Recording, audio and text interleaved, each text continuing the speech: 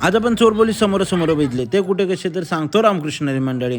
आज आपण निघालेलो खंडोबाच्या यात्रेला. म्हणजेच कुठे तर खंडोबाची शेलवली जिकडे आहे ना तिकडे पौर्णिमेनिमित्त दरवर्षी यात्रा असते. तर इकडे आपले ताई दिल त्यांचंही आमंत्रण असतं आपल्याला. त्यानिमित्ताने आपण दरवर्षी यात्रेला येत असतो.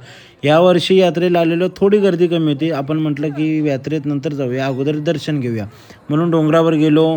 या खंडोरायाच्या मंदिरात दर्शन घ्यायला इकडेही दर्शन घेतलं आणि खूप सारी गर्दी होती म्हणून थोडाफार वेळ लागला दर्शनासाठी.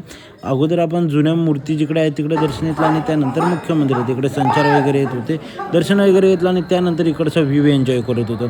एकच नंबर व्ह्यू होता. समोर समृद्धी महामार्ग दिसत होता, या साईडला कर्मा सिटी दिसत होती. खूप भारी व्ह्यू होता. असं वाटत नव्हतं की इथनं खाली उतरावं, परंतु आपल्याला लांब जायचं होतं, उशीर होत होता आणि भूकही लागलेली म्हणून आपण आलो. त्यानंतर निघत होतो तर आमची चप्पलच भेटत नव्हती. भाई एवढा चपला होता, लोकांच्या चप्पलच भेटत नाही. शोधून शोधून तुला भेटली आणि त्यानंतर गेलो ताईच्या घरी जेवण वगैरे करायला. इकडे खूप सारे पाहुणे असतात जेवायला. आम्ही गेलो, जेवण वगैरे केलं. त्यानंतर इकडे शो चालू होता पोलीस आणि चोरामधला. तर इकडे आपल्याला टिटली बवरा आणि त्या पोलिसांनी ते पकडलं.